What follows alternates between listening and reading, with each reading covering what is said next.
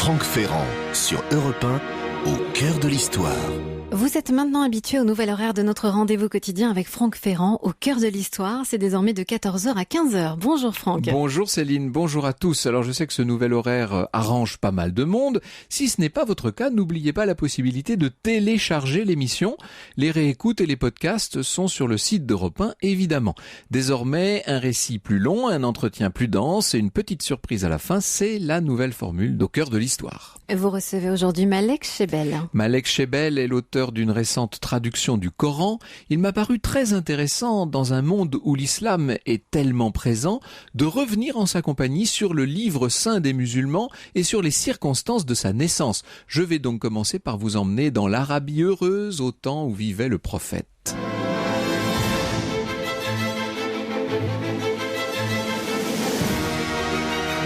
Europe 1, au cœur de l'histoire. Franck Ferrand.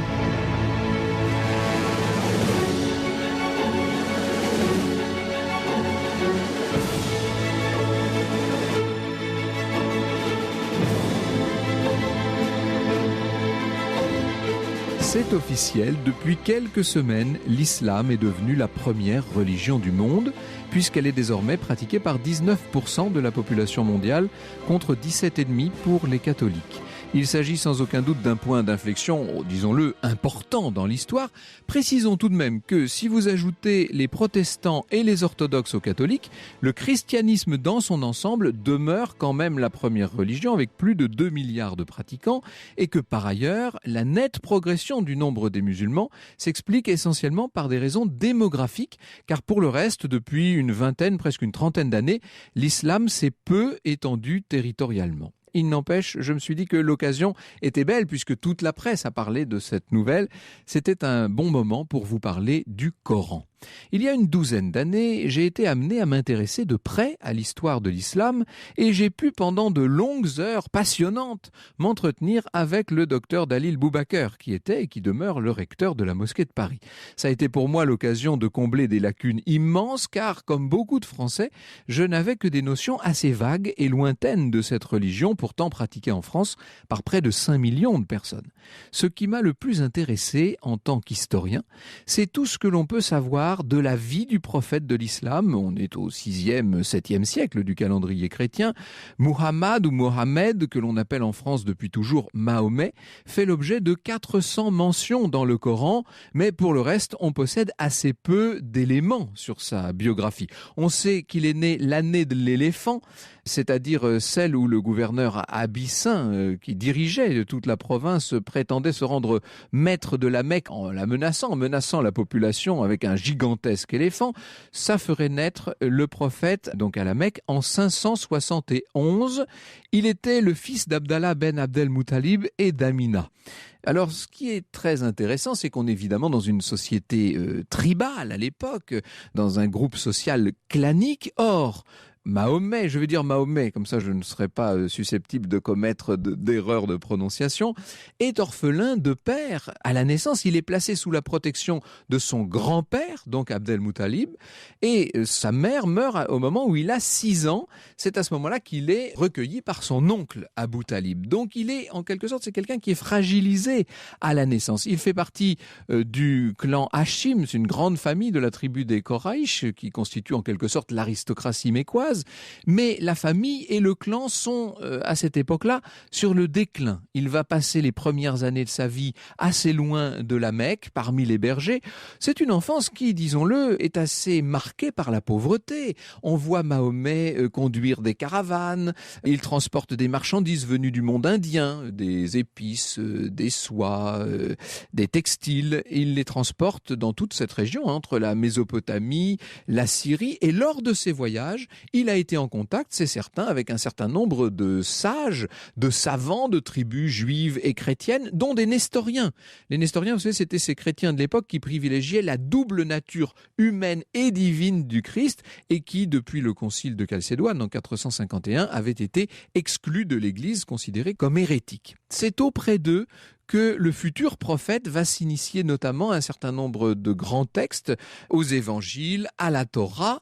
C'est donc quelqu'un d'assez savant, mais dont on pourrait dire, en commettant un terrible anachronisme, qu'il est un autodidacte. Il entre au service de Khadija, donc une veuve qui déjà avait été 2 fois mariée, une veuve tout à fait riche, opulente, qui est de 15 ans son aînée. Si je vous précise cela, c'est qu'en 595, il se marie avec elle. Il a 25 ans, lui. Elle en a déjà 40. Évidemment, ce mariage est important pour lui parce que ça lui donne à la Mecque une forme de reconnaissance sociale. Il semble que Mahomet, par sa condition relativement modeste, soit resté en vérité célibataire plus longtemps que la normale, car on avait l'habitude à cette époque-là à la Mecque de se marier beaucoup plus jeune. Lui, il a 25 ans tout de même.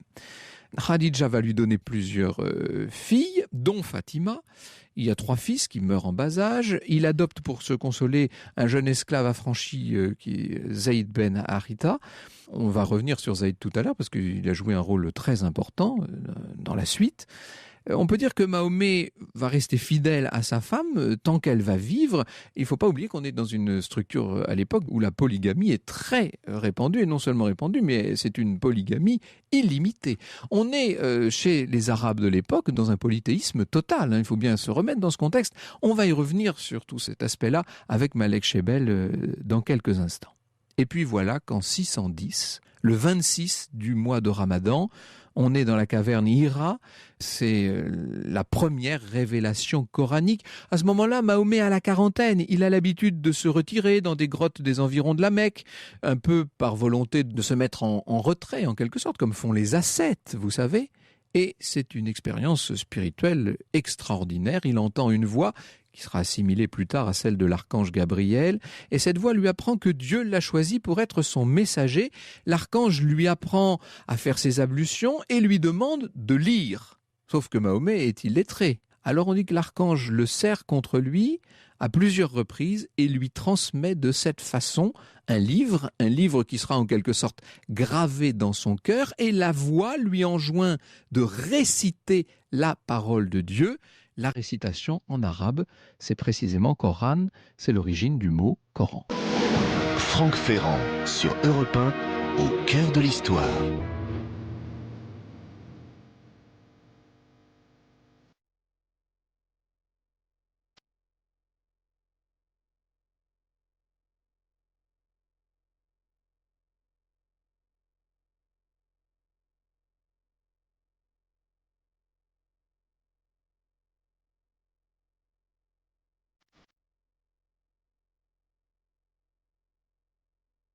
Un extrait de Richard Horowitz, Queen Comes to Orange. Nous sommes au cœur de l'histoire du Coran avec vous, Franck Ferrand. C'est la suite de votre récit. La révélation vient donc d'avoir lieu pour Mahomet, qui va devenir le prophète. On est en 610. Vous imaginez qu'au début, c'est une expérience extrêmement violente. Mahomet craint d'avoir perdu la raison. D'ailleurs, dans un premier temps, il ne va parler à personne de cet épisode, sinon à sa femme. Il continue à se réciter, à se répéter les paroles dictées par l'archange. Cette récitation des premières révélations porte à la fois sur le Dieu unique et sur l'unicité de Dieu. C'est un message, c'est une révélation monothéiste par essence. Et cette révélation l'encourage à transmettre au monde les révélations qu'il a eues. Période quand même, il faut imaginer une période de doute extrêmement troublée, d'autant plus que l'archange réapparaît à Mahomet. Et après quelques temps d'hésitation, qui vont quand même durer plusieurs années, eh bien, il va se décider à commencer à diffuser son message. Dans un premier temps, il est l'envoyé de Dieu, donc il a une mission en quelque sorte. Et au départ, ce message, il le transmet dans un cercle très restreint qui comprend son cousin Ali, le fameux Zayd dont je vous parlais tout à l'heure. Et puis, pendant 10 ans, il va se mettre à prêcher aux Mécois et, peu à peu, évidemment, le cercle des auditeurs s'agrandit. On peut dire que Mahomet devient un prophète du monothéisme et qu'il se place dans la lignée des autres grands prophètes, Abraham, Moïse, Jésus, en tout cas pour ceux qui considèrent Jésus seulement comme un prophète. Le messager a le sentiment que sa tribu court à la catastrophe. Il faut dire que cette tribu est en train de perdre considérablement de l'influence dans la communauté mécoise. Le contexte économique n'est pas favorable et puis surtout, on voit naître, à mesure que se répand la prédication de Mahomet, on voit naître contre lui évidemment toute une hostilité. Cette communauté qui se constitue autour de lui est l'objet de tout un ostracisme, de vexation et même de persécution. On est, encore une fois, en face d'une révélation monothéiste dans une époque et dans une société qui croit à tout un ensemble de dieux. D'ailleurs, il y a un mélange assez extraordinaire dans le polythéisme arabe de l'époque. À l'époque, chaque tribu a son protecteur divin ou sa protectrice. C'est une forme d'alliance, vous savez, comme on a dans tout le monde antique, entre les hommes et les dieux. C'est une forme de religion, en quelque sorte. Et voilà que Mahomet prêche le monothéisme, avec en plus des préceptes, des indications qui sont de plus en plus rigoureuses. Les siens, ses disciples, sont persécutés. Mahomet a une attitude tout à fait naturelle, il veut les protéger. Une soixantaine d'entre eux sont contraints à l'exil en Abyssinie, on est là en 615. Et on va voir, ça c'est assez intéressant, on va voir ces réfugiés accueillis par le Négus, qui est chrétien, monophysite. Et c'est intéressant de voir qu'il y a là sans doute l'origine d'un tout premier dialogue, si l'on peut dire, avec une forme de christianisme. Malgré les persécutions, les conversions continuent, la parole du prophète se répand, et parmi les nouveaux convertis, il y a le futur calife Omar ibn al-Khattab, qui va jouer lui aussi un rôle très important. Disons bien que le message de Mahomet, plus le temps passe, ce message se fait de plus en plus précis et rigoureux. Il n'admet que le Dieu unique. 619 est l'année difficile. Pour Mahomet, d'abord c'est la mort de sa femme, Khadija, et puis la même année, il perd son oncle et protecteur, Abu Talib, celui qui lui a servi de père en quelque sorte, et il est remplacé à la tête du clan par un autre oncle, Abu Lahab. Or ce Abu Lahab est très hostile à Mahomet, ça ne va pas faciliter sa vie évidemment. Il va finir par quitter la Mecque le 16 juillet 622, c'est la nuit de l'Hégire. Gir, alors je ne sais pas comment on prononce ça, Malek Shebel va nous aider dans un instant, ça signifie l'émigration en arabe. Et donc on voit Mahomet et les siens partir pour Yatrib, qui va devenir la future Médine, qu'on appelle aujourd'hui la ville du prophète. Il y arrive le 25 septembre de cette année 622.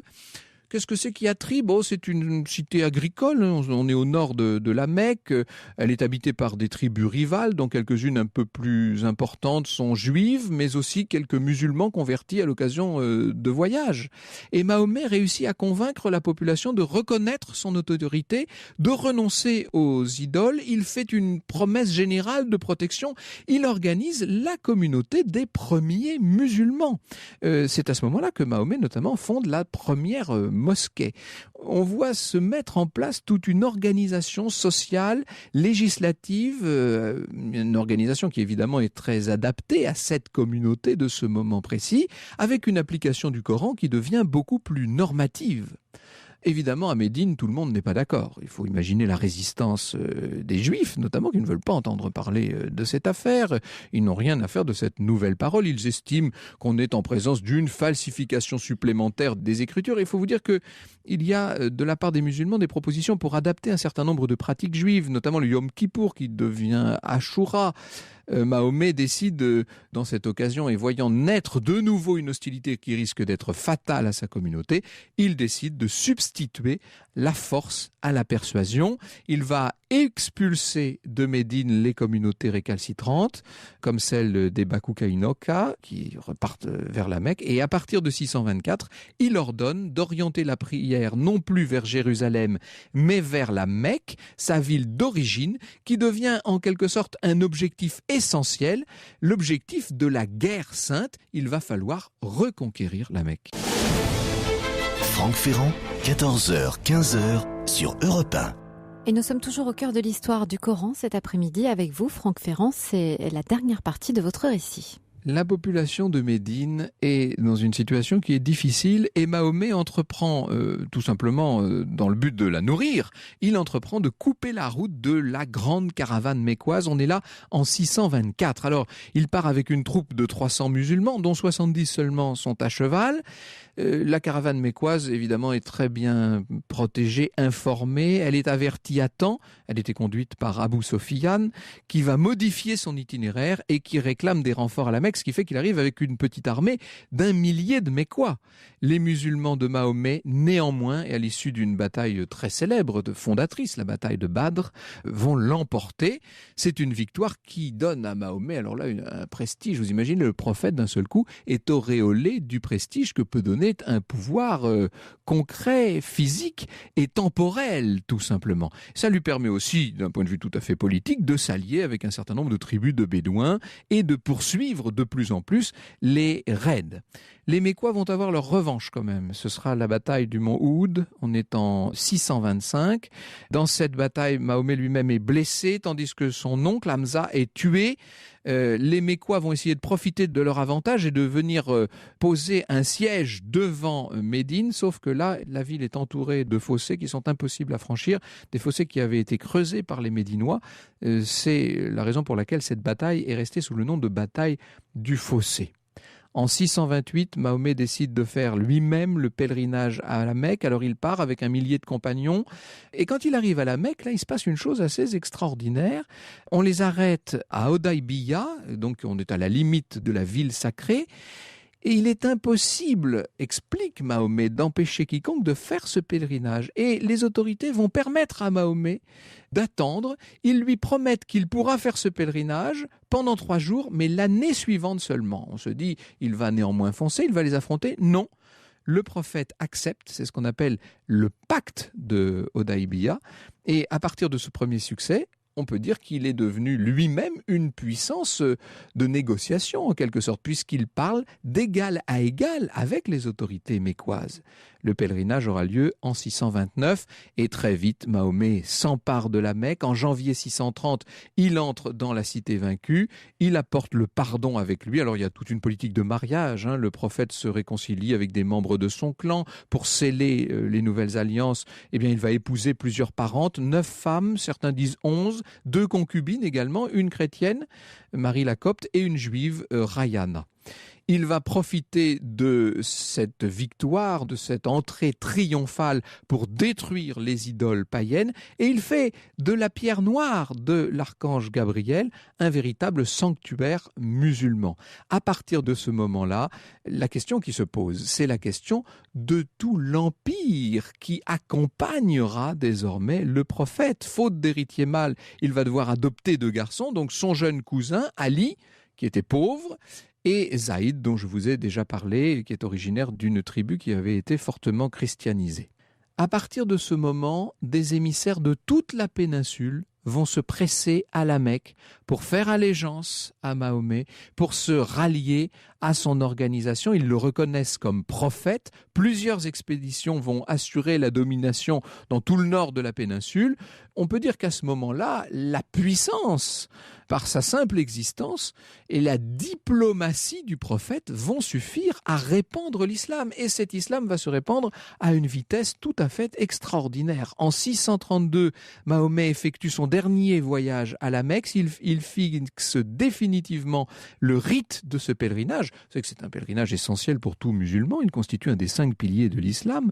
Et il est réservé aux seuls musulmans, interdit aux infidèles, évidemment. Il faut faire ce pèlerinage au moins une fois dans sa vie.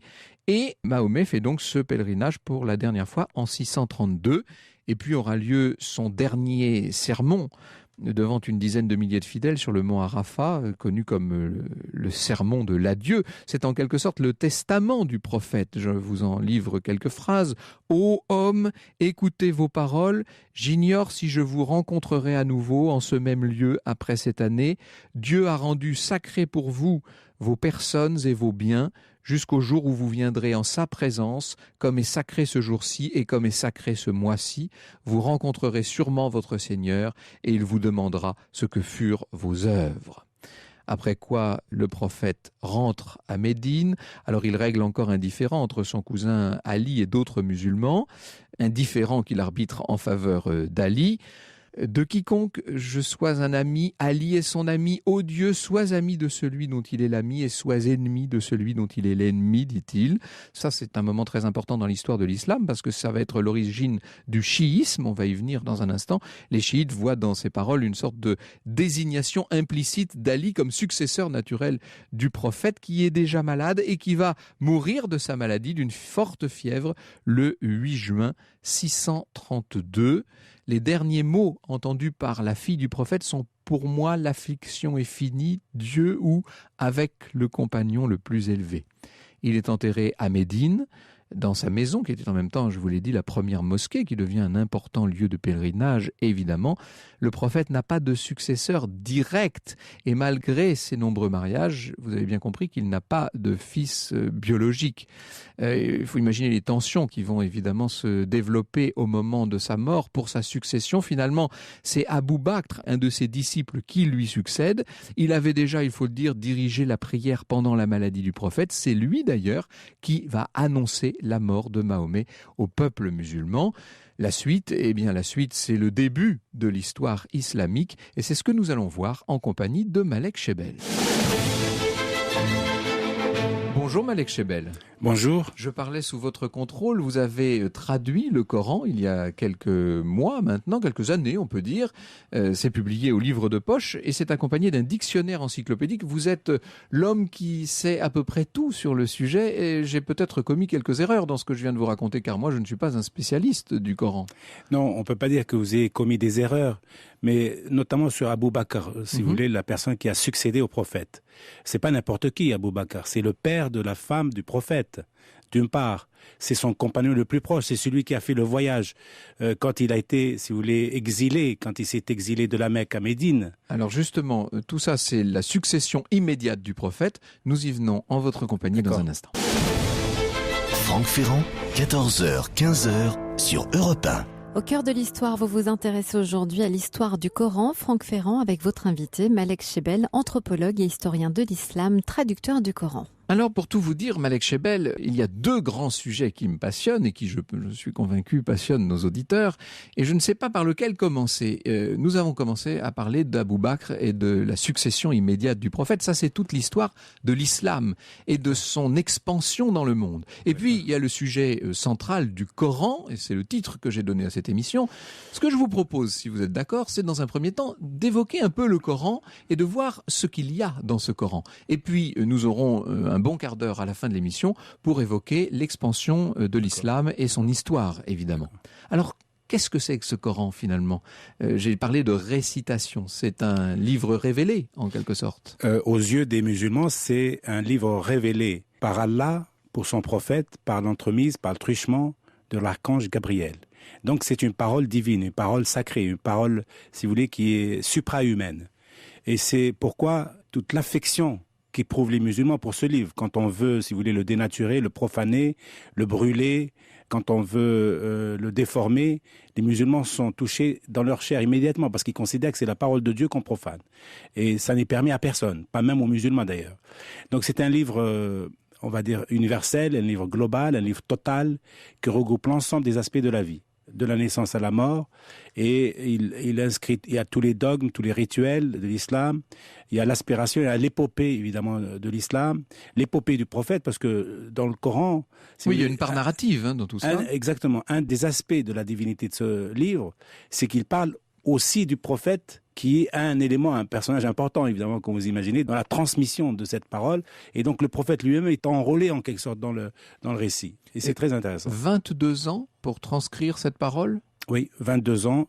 Pas moins, parce que c'est quand même une parole très drue, très riche, très complexe, extrêmement symbolique. Dans la tradition, on dit qu'il y a 7 sens du Coran. Si vous voulez, nous, on croit traduire le premier sens, le deuxième sens éventuellement, peut-être le troisième sens quand on est très très savant.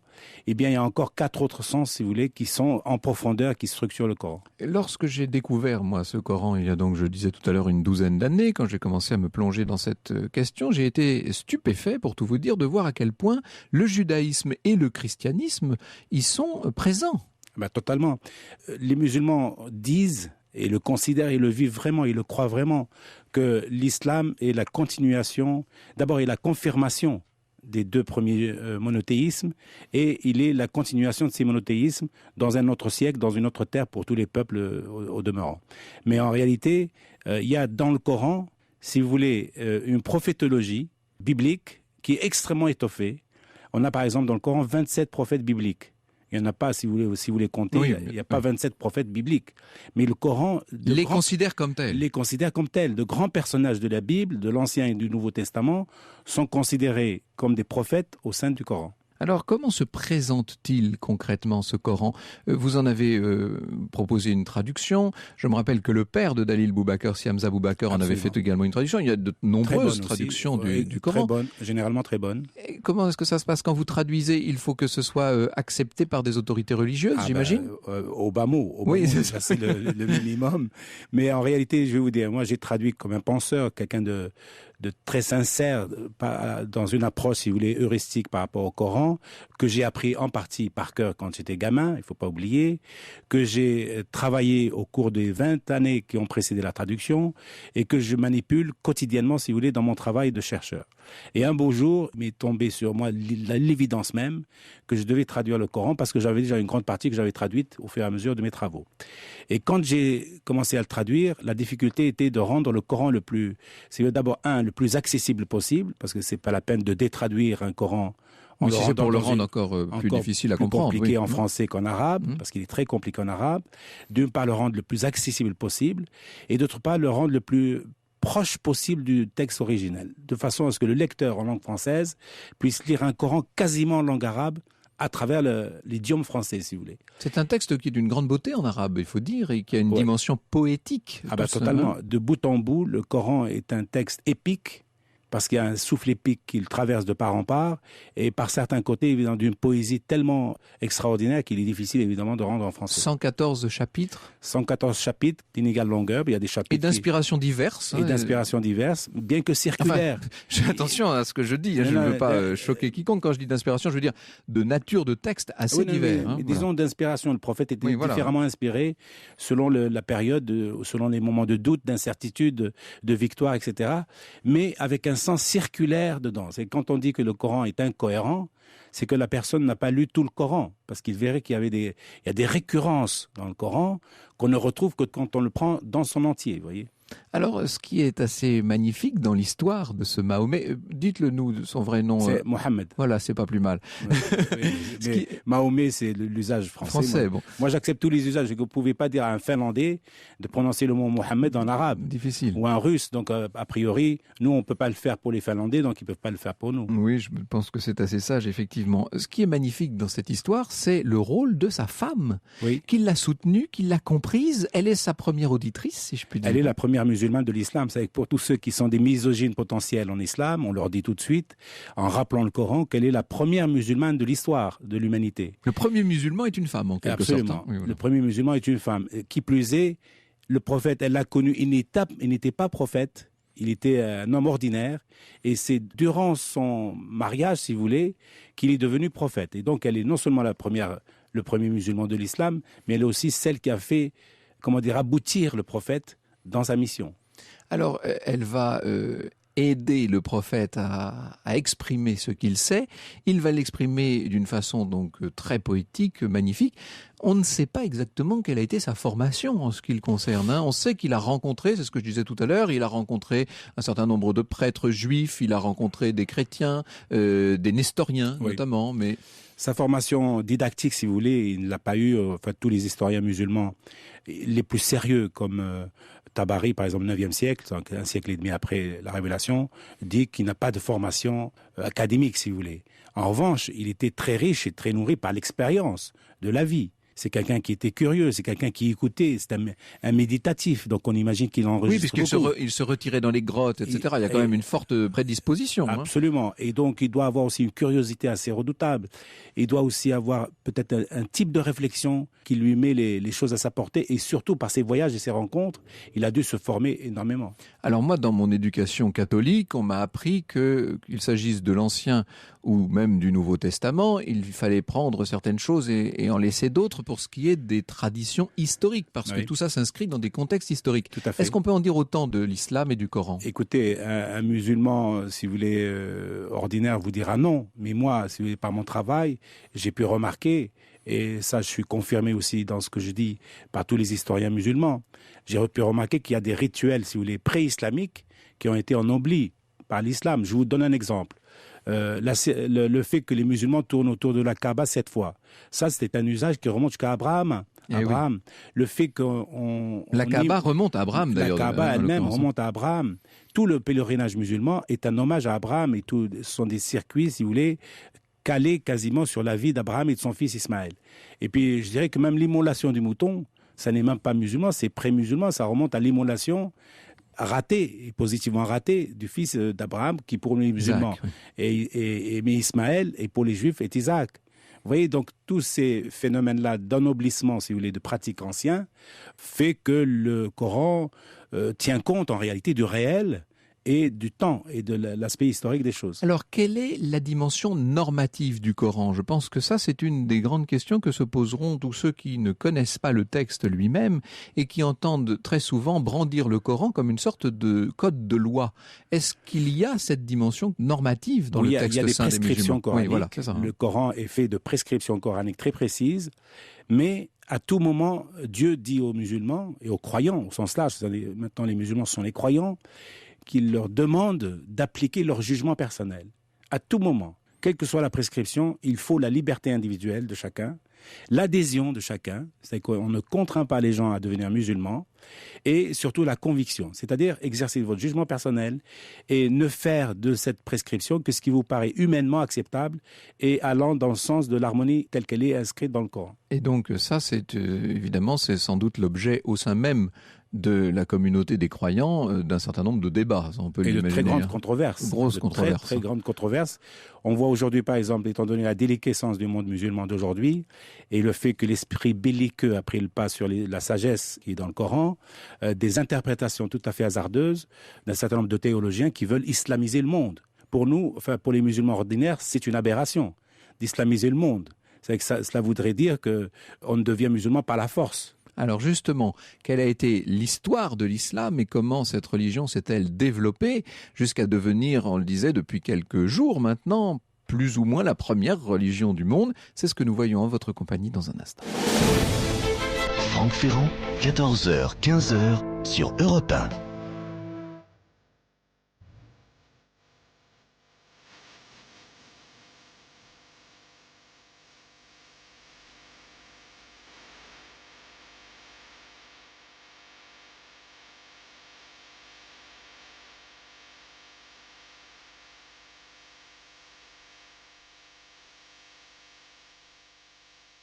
Un extrait de Richard Horowitz avec Réveil étrange. Nous sommes au cœur de l'histoire du Coran cet après-midi avec vous, Franck Ferrand, et votre invité, Malek Chebel, anthropologue et historien de l'islam, traducteur du Coran. Alors Malek Chebel, je rappelle donc que vous êtes le tout plus récent traducteur du Coran, qui est édité dans la Pochothèque au livre de poche, avec d'ailleurs ça fait l'objet d'un coffret avec un dictionnaire encyclopédique du Coran qui est très pratique pour tous ceux qui ne seraient pas très familiers du Coran. Ça permet d'avoir systématiquement des développements et des sources, etc. Une petite parenthèse, et puis je la referme très vite, mais c'est toute la notion aussi de la tradition, parce qu'il n'y a pas que la parole du prophète, il y a également tout ce que les sages, au fil des siècles, ont ajouté. Ont accumulé à ce savoir initial, en effet, parce qu'il est vrai que si l'on s'en tient au Coran lui-même, ça ne toucherait finalement que 1% ou 1 pour 1000 de musulmans. Il faut être érudit, très érudit, pour pouvoir comprendre soi-même le Coran. Donc, il a fallu introduire une notion intermédiaire qui est la transmission, la traduction, l'interprétation, la compréhension par les voies normales. D'où le travail de la sunna. C'est ce qu'on appelle la sunna. C'est le hadith, c'est-à-dire la parole du prophète, qui commente beaucoup le Coran, sur lequel on s'appuie beaucoup, même aujourd'hui, quand on prend... C'est-à-dire que le prophète lui-même commente le texte qu'il a transmis, on va dire. Aux croyants qui l'entourent. Ça, c'est le hadith. C'est le hadith. Et par la suite, l'expérience de l'islam a fait qu'un certain nombre de jurisprudences ont été prises et donc on les considère comme étant traditionnelles, comme commentaire du Coran. Alors, vous avez prononcé ce mot de sunna. Dès l'origine, va s'établir un divorce entre deux familles de croyants, en quelque sorte, entre sunnites et chiites. Oui, tout à fait. En 632, à la mort du prophète, on quitte, si vous voulez, la période prophétique, sous la haute autorité du prophète lui-même, et donc elle est incontestable, elle est, si vous voulez, sacrée. Tout ce que fait le prophète était sacré, voire divinisé.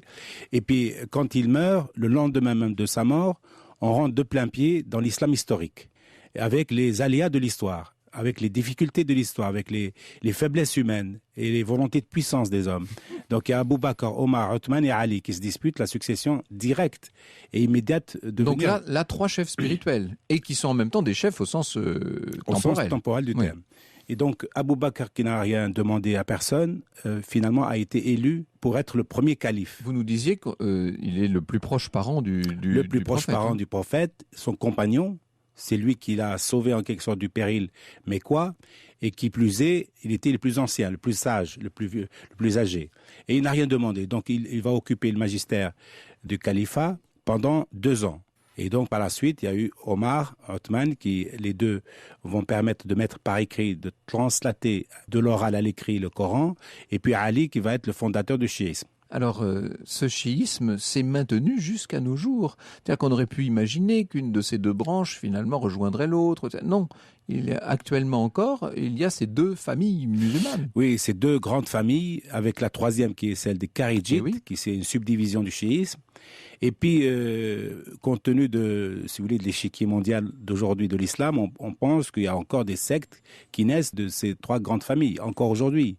Et donc, mais ça, c'était en quelque sorte prévu, si vous voulez, par le Coran et par le prophète lui-même, puisqu'il dit, je vous ai créé en 71 sectes et nations pour que vous puissiez vous reconnaître mutuellement.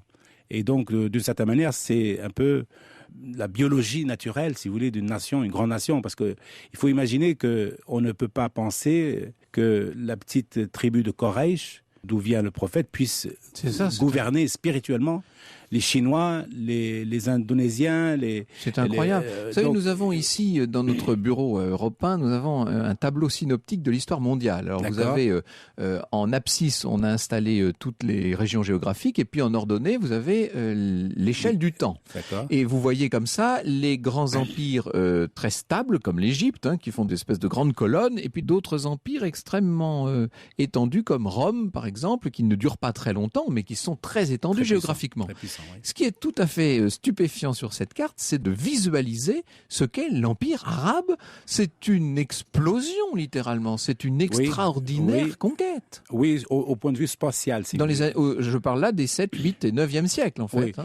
L'expansion de l'islam, on va la résumer en 1 siècle et demi. C'est ça. 650-750 pour aller grosso modo. Par la suite, l'expansion se fait d'ailleurs sans violence, en douceur, par une contre-pénétration des nations. Et puis aujourd'hui, l'islam agit dans son territoire le plus étendu, même pas le plus étendu, puisqu'il a perdu l'Andalousie et l'Europe. Au Moyen-Âge, il avait conquis également l'Espagne, l'Andalouse, l'Italie.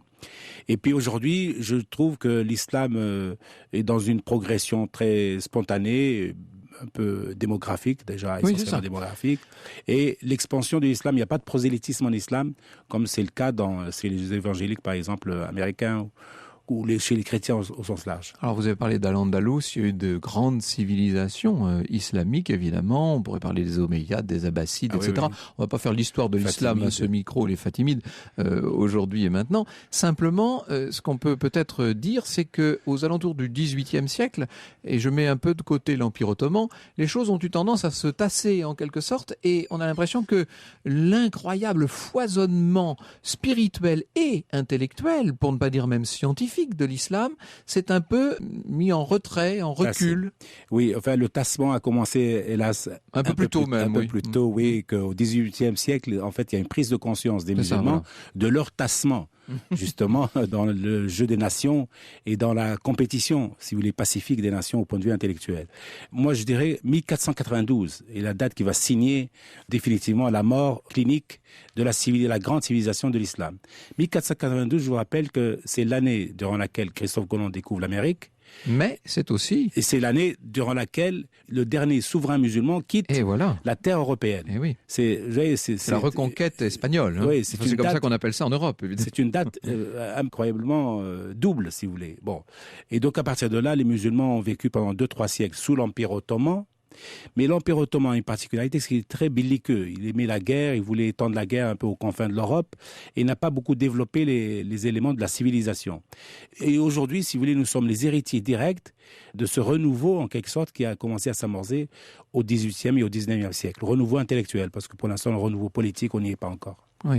Et est-ce que l'on peut dire que les problèmes politiques qui se posent aujourd'hui sont directement les héritiers de ces grandes écoles du 19e siècle, on va dire? Tout à fait. Je pense que les ruptures, les lignes de front qu'il y a aujourd'hui, c'est avec sunnisme, chiisme, le réveil du sunnisme et du chiisme, parce que ça pouvait être tout simplement deux doctrines différentes peuvent être mais le réveil sur le plan politique, et leur coloration politique est belliqueuse, sunnisme, chiisme, l'Arabie et tout ce qui est non-arabe, déjà ça aussi est notre rupture, le fait que les colonisations européennes aient marqué durablement par exemple l'Égypte par rapport à la Syrie, fait que nous avons aujourd'hui, si vous voulez, d'une certaine manière les grandes puissances qui s'expriment par rapport à des territoires anciens qui leur appartenaient en quelque sorte. Donc on a les clivages que nous avons aujourd'hui, on peut tout à fait les traduire culturellement et historiquement en fonction des héritages anciens. Et même les pays arabes laïques, et Dieu sait que l'Irak pendant longtemps, la Syrie, etc., des pays très, très laïques,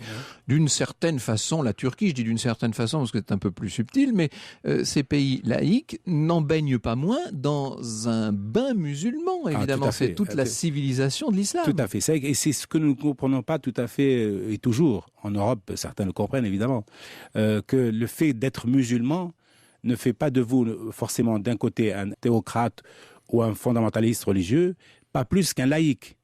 La culture laïque est une culture, si vous voulez, d'adoption, une culture nouvelle. On s'acclimate à la laïcité, mais on n'est pas laïque au départ. Sauf la Turquie, pendant un siècle, avec Atatürk, qui devient laïque de fait, par autorité venue du souverain. Mais on le voit avec Erdogan, qu'il est revenu un peu sur cet héritage-là. Le Coran reste évidemment la boussole, si je puis dire, de tout ce monde arabo-musulman. Je dis arabo-musulman, mais on devrait dire musulman tout court, car il y a énormément de musulmans maintenant qui ne sont pas arabes. Plus de musulmans que d'arabes, oui. Mais lorsqu'on est musulman, on doit théoriquement lire l'arabe néanmoins. Oui, là encore, c'est un peu une subtilité qui est intrinsèque à la civilisation arabo-musulmane, c'est que le Coran étant récité en arabe durant la prière, on peut parfaitement, durant les prêches, le dire dans la langue vernaculaire du pays. Mais évidemment, les plus pieux, les plus zélés vont aller jusqu'à apprendre le Coran pour pouvoir le lire. Apprendre l'arabe pour apprendre l'arabe pour pouvoir lire. Et alors, quand on n'est pas musulman, est-ce qu'on peut lire le Coran simplement pour la beauté du texte et pour l'intérêt de ce qui s'y trouve? Ah tout à fait. C'est un livre de grande culture, de grande sagesse, de grande beauté. De beauté stylistique, c'est au sens poétique du terme. Donc on peut le lire comme un profane tout simplement. Mais en même temps, en sachant que cette langue-là est une langue d'une complexité inouïe et que souvent on peut le lire. D'ailleurs, quand on est gamin, on l'écoutait pour le plaisir de l'audition, si vous voulez, quand quelqu'un le récite à la mosquée, sans le comprendre. Et beaucoup de jeunes, aujourd'hui, dans les médersas, on entend parler des médersas, le lisent et l'apprennent phonétiquement sans connaître le sens. Et entre nous, je trouve qu'il n'y a rien de plus beau que d'apprendre quelque chose et de n'en découvrir le sens que peu à peu, et parfois beaucoup plus tard. Merci infiniment, Malek Chebel. Je rappelle que votre traduction du Coran est disponible aux éditions Le Livre de Poche, donc avec ce coffret disponible, le Coran et le dictionnaire encyclopédique du Coran. Quant à votre prochain livre, ça s'appellera 100 questions sur l'islam aux éditions de la Boétie et ça devrait sortir aujourd'hui. Ah ben voilà. Elle sort aujourd'hui. Merci beaucoup, Malek. Europe 1, au cœur de l'histoire. 14h, 15h, Franck Ferrand.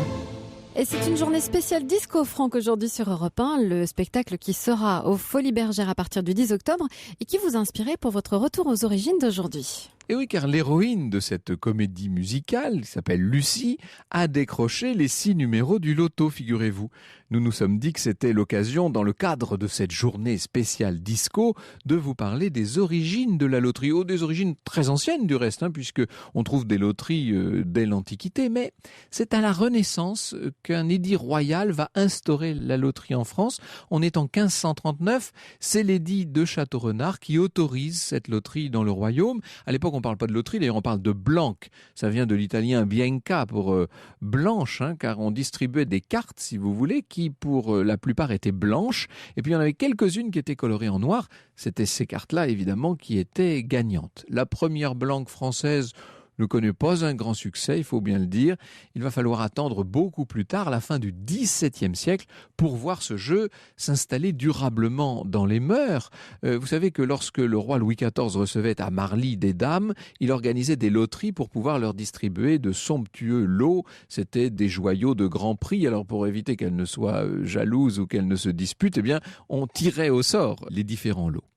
Celui qui va, et ça c'est l'aspect amusant de cette affaire, on l'a parfois oublié, mais celui qui va rendre la loterie populaire en France, qui va la réorganiser, qui va lui donner sa véritable physionomie moderne, c'est un certain Casanova, oui, le fameux Casanova vénitien qui se trouve à la cour de France et qui n'a rien trouvé de mieux pour arrondir ses fins de mois que de proposer au roi un nouveau type de loterie.